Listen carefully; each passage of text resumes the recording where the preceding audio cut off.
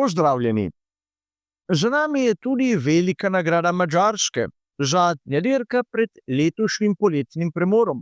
In kot ponavadi si bomo v komentarju pogledali vse tisto, kar se je zanimivega zgodilo na dirki.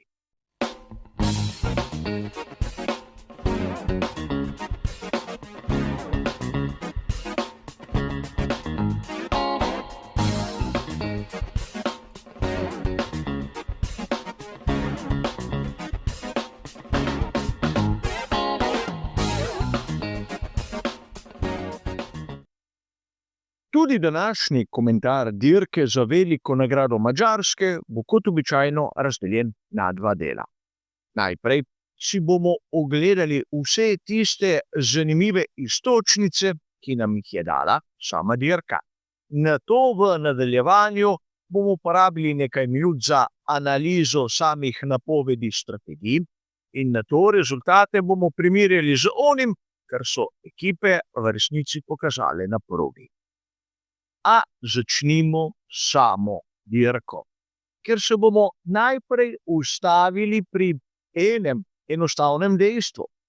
Dirka za veliko nagrado Madžarske je bila dobra, napeta, nepredvidljiva in verjetno vsakemu ljubitelju motošporta všeč.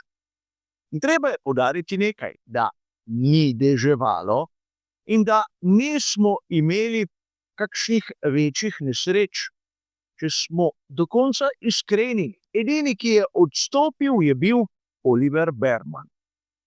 In iz tega bi se lahko marsikaj naučili. Prvič, da deževne dirke niso zanimive, ker je praktično asfaltna površina razmočena. In drugič, da nesreče dobesedno ne pripomorejo k temu, da so dirke zanimive. Če je komu Formula 1 dolgočasna, ker v ponedeljek pogleda rezultate in je že spet zmagal McLaren, priporočam, da si dobi kakšno drugo kategorijo za spremljati. Namreč Formulo 1 je potrebno znati gledati. In to je nekaj, kar so mnogi avtorji, komentatorji, analitiki pozabili. Glavno je bilo vreščati in kričati, kako so nekateri spredaj, drugi pa zadaj. In tu se je zgodba zaključila. A Formula 1 je zagotovo več kot to. A kot drugo ne moremo mimo internega boja pri McLarenu, kjer smo mnogi zopet dobili občutek, da pri ekipi iz Wokinga so malce, ampak res malo bolj na strani Landa Norrisa kot Oskarja Piastrija. Specifika proge v Hungaroringu je, da prehitevati ni preveč enostavno. Imamo praktično samo tisto štartno ciljno ravnino in ukolikor so tam zaprta vrata, je težko prebiti se mimo. In ko so Lando Norrisu po katastrofalnem začetku dirke predlagali strategijo z enim postankom, je bilo v njihovih mislih le to, da ga bodo spravili pred Oskarja Piastrija in da bo tam ostal. V brk vsemu tistemu, kar naj bi velevala papaja pravila in seveda njihovemu načelu naj zmaga najhitrejši. Bodimo iskreni, kar se tiče ritma na dirki, je bil Oskar Piastri boljši od Landa Norrisa. In verjetno se sedaj marsikdo sprašuje, zakaj je pa potem dirko končal kot drugi. No, tu imamo lahko različne teorije in različne razlage. Sam bom ponudil svojo. Kot bomo videli tudi malce bolj podrobno v drugem delu, so pri McLarenu preveč podaljšali določene stinte, predvsem tistega na pneumatiki medium na samem začetku. In pravzaprav, če smo iskreni, se moramo zavedati nekaj, da Oskarju Piastriju so drugič zamenjali pneumatike dobesedno prepozno. njegov zadnji del dirke je bil prekratek, ni imel priložnosti, da bi se lahko boril z Landom Norrisom. Sicer prišel je za njegov difuzor, ampak v zadnjih 5 krogih je težko spravil v krizo. Da je bil Oscar Piastri hitrejši, nam kaže tudi ta graf. In menim, da bomo videli v drugem delu, zakaj je prišlo tu do napake prav v razporeditvi različnih delov. Ampak verjamem, marsikoga tudi takšna razlaga ne bo prepričala, ampak kaj za to. Pojdimo k skuderiji Ferrari, kjer bodo mnogi dejali, da so zopet pri ekipi iz Maranella napravili nekaj, kar je Charlesu Leclercu dobesedno vzelo zmago. A zavedati se moramo, da Charles Leclerc je do tega trenutka zbral 8 zmag. Na najboljšem štartnem položaju je bil 27-krat. In ne smemo pozabiti na nekaj, da od teh 27 najboljših štartnih pozicij mu je le 5-krat uspelo tisto dirko zmagati. In tu ni zmeraj krivda ekipe s svojo nerodnostjo, svojo nesposobnostjo, z bolidom, ki ni na nivoju, kar je konec koncev nebuloza. Če bolid ne bi bil na nivoju, ne bi dosegel niti pole position. Težava je v tem, da Charles Leclerc je fantastičen in ponavljam, fantastičen na kvalifikacijah, na dirki pa je malce manj. Malce manj fantastičen, malce manj izjemen v primerjavi z drugimi. Ampak videli smo še nekaj, kar so marsikje tudi spregledali. Porazno dirko Lewisa Hamiltona, ki je začel kot 12. in kot 12. tudi končal. In sedaj, lahko se začnemo spraševati, kaj se dogaja. Namreč Lewis Hamilton je voznik z izjemno velikim številom zmag, ima rekord, ima 7 naslovov svetovnega prvaka in pri Ferrariju mu ne gre. Zakaj mu ne gre? Po mojem skromnem videnju, zato ker ga ekipa ne podpira, ker delajo vse na tem, da bi bil Charles Leclerc dober, hiter, prepoznaven. Lewis Hamilton je pa tam zato, ker so jim ga dobesedno vsilili. Namreč Hamiltona je v Ferrari privabil John Elkann, praktično lastnik in predsednik celotnega Ferrarija. In lahko se sprašujemo, ali res obstaja v sami skuderiji tista struja, ki noče pomagati Lewisu Hamiltonu. Pozor, ne govorim o tem, da bi ga morda celo ovirali, ampak poudarjam to, da mu nočejo pomagati, kar je razlika, ampak če pogledamo rezultate, bi lahko dejali, da pripelje tudi do enakih zaključkov. A ne glede na to, pri Ferrariju SF pomišljaj 25 smo videli, da je Charles Leclerc v zadnjem delu dirke imel dobesedno krizo. Sicer, kaj bi se lahko zgodilo, zahteva prav poseben prispevek, ker bom predstavil vse tisto, kar lahko preberemo v virih in tudi moje osebno videnje, mojo rešitev. Vseeno pa se moramo strinjati s tem, da ekipa, ki se želi boriti za zmage, morda za naslov, si ne sme privoščiti takšnih spodrsljajev. Razvoja, kar se tiče modelov za sezono 2025, je konec. Namreč, ukolikor želijo biti konkurenčni v sezoni 26, 27, 28 ter naprej, morajo ekipe začeti resno delati na tej novi generaciji, ki bo komaj naslednje leto prišla v uporabo. In če razvijajo letošnji model, nimajo resursov za onega novega. Videlo se je to pri ekipi Williams, ki že mesece ni naredila nič velikega na njihovem bolidu. Ampak tudi pri ostalih je prišlo do te točke, da bomo videli do konca sezone praktično samo tiste posodobitve, ki so bile načrtovane že mesece vnaprej in ne tisto, kar naj bi opravilo slabo obnašanje bolida. Tu je treba poudariti, da poleg Ferrarija imajo težave tudi pri tovarniški ekipi Mercedes. Ugotovili smo, da je morda hlajenje samega pogonskega sklopa tisti ključni faktor, kjer imajo težavo in kjer so na Madžarskem z nekoliko nižjo temperaturo zopet prišli malce bolj na površje, ampak George Russell, če smo iskreni, ni bil blizu ne enemu in tudi ne drugemu McLarenu, ampak vseeno je bil na zmagovalnem odru. In treba je povedati, da pravzaprav pri Mercedesu se trudijo pomagati Andreji Kimiju Antonelliju, ki je z 10. mestom nekako prišel zopet v tisto območje, ki mu lahko vlije malce več samozaupanja.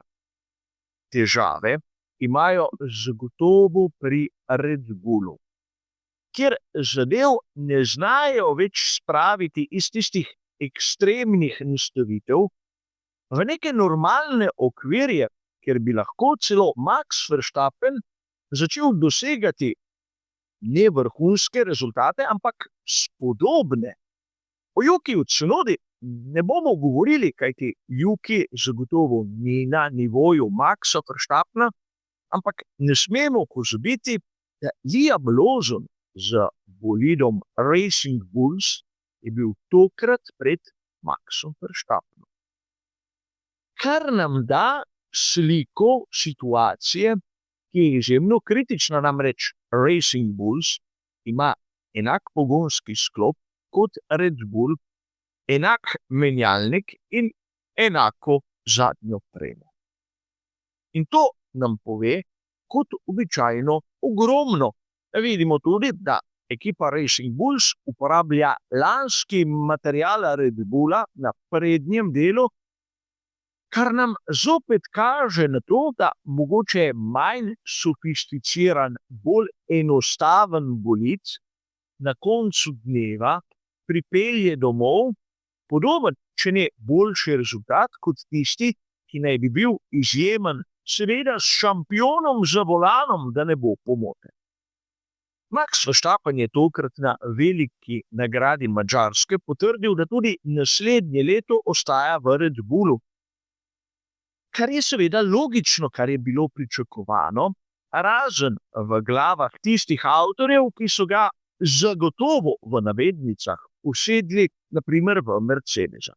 Zanima me, kje so tej osebki, kje so končali, da se nimajo poguma opravičiti svojim bralcem za napako, ki so jo naredili. Vsak se zmoti, jaz prvi, ampak ko se zmotim, svoje napake priznam in se opravičim onemu, ki mi je verjel, onemu, ki mi je sledil. Seveda, le tisti, ki ne naredi prav nič, ne stori nobene napake in zaradi tega se mu verjetno niti ni treba opravičevati. A pustimo sedaj to. Na veliki nagradi Madžarske smo lahko videli kar nekaj svetlih točk v ozadju. Prva, Aston Martin. Ne samo s Fernandom Alonsom, ampak tudi z Lensom Strollom, torej njihov bolid, ne da je postal konkurenčen v smislu McLarena, ampak je začel delovati v tisti smeri, ki so si jo zamislili. Torej, tudi voznik, ki nima takšnih kvalitet kot Alonso, govorimo o Strollu, zna priti na tista mesta, ki vodijo v točke, in če smo iskreni, in če se ne motim, imata Alonso in Stroll enako število točk. In to je tudi lepa vzpodbuda za kanadskega voznika, ki ga vsi zaničujejo brez pravih osnov. Lance Stroll zagotovo ni šampion, ampak videli smo bistveno slabše. In ne smemo mimo Gabriela Bortoleta, ki je z Zauberjem zopet v točkah. Zasluženo voznik dneva, kajti pokazal je največ in ta naslov, čeprav ne prinaša nobenih točk, je lahko lepa vzpodbuda zanj. In zadovoljen sem, da je publika začela gledati tudi na to, ne samo na tiste voznike, ki so popularni, ki prihajajo iz določene države, ki rabijo neko, recimo temu, poslovilno nagrado, kot smo videli v preteklih mesecih, v preteklih letih. Glejmo dirke, spoznavajmo, kdo je tisti, ki je res napravil nekaj, kar je vredno nagraditi, in seveda glasujmo zanj. Treba je zopet podčrtati, da dirka, kot je bila tokratna velika nagrada Madžarske, nam je pokazala, da Formula 1 še zdaleč ni mrtva, da bolidi niso slabi, da dirke niso dolgočasne. Dogaja se v vseh kategorijah, da je tu pa tam kakšna prireditev, kjer se ne zgodi tistega, kar smo pričakovali, oziroma, bodimo iskreni, kdaj pa kdaj, se ne zgodi prav nič zanimivega. Ampak to še ne pomeni, da je serija zanič, da je serija v zatonu, in tisti, ki to trdijo, običajno v ponedeljek pogledajo rezultate in dirke ali ne znajo gledati, ali je pa sploh ne vidijo. Za konec, kot običajno, se moramo ustaviti pri napovedi strategij, kjer je Pirelli podal svoje videnje z 4 variacijami, in tu vidimo, da so pri Pirelliju upoštevali tudi strategijo z enim postankom. Treba je seveda poudariti, da sem sam napravil eno napako. Namreč zaradi komentiranja nižjih kategorij nisem sledil tako pozorno vsemu dogajanju na prostih treningih in nisem imel svojih zapiskov, koliko pneumatik je komu ostalo. Zato boste videli na moji napovedi, da sem imel tudi varianto z 2 setoma pneumatik medium. A ta napoved, če jo primerjamo s tistim, kar smo videli na progi, nam da vedeti, da mnoge ekipe so uporabljale dolžine stintov, ki so pravzaprav za drugačno strategijo, kot so jo v resnici rabili na progi. Govorili smo pri McLarenu, da je bil prvi stint predolg. Oscar Piastri se je ustavil v 18. krogu. Nato je napravil seveda še 2 dela na pneumatiki hard, kjer pa vidimo, da sta bila tako kratka, da v bistvu ni izkoristil potenciala same pneumatike. Predvsem zadnji del, zadnji stint je bil vsaj po mojem bistveno prekratek, da bi lahko bil učinkovit. Ampak vseeno, tako jaz kot Pirelli, sva napovedala začeti na pneumatiki medium in nato 2 dela na pneumatiki hard, kar ni bilo ne vem kako težko. Sam še zmeraj menim, in podatki so to potrdili, da strategija z enim postankom je bila počasnejša, čeprav je Landu Norrisu uspelo obdržati prvo mesto. Najprej zaradi tega, ker so pri Piastriju zadeve tako obrnili, da v zadnjem delu ni imel priložnosti izkoristiti celotnega seta pneumatik, v dolžini govorim, in seveda treba je omeniti, da pravzaprav Lando Norris, ko je bil enkrat spredaj, je težko izgubil pozicijo. Ampak, kar se tiče naših napovedi, menim, da nekaj malega sem tudi zadev. A kar se tiče današnjega komentarja dirke, je, kot ste razumeli, to vse. Hvala za vašo pozornost in nasvidenje.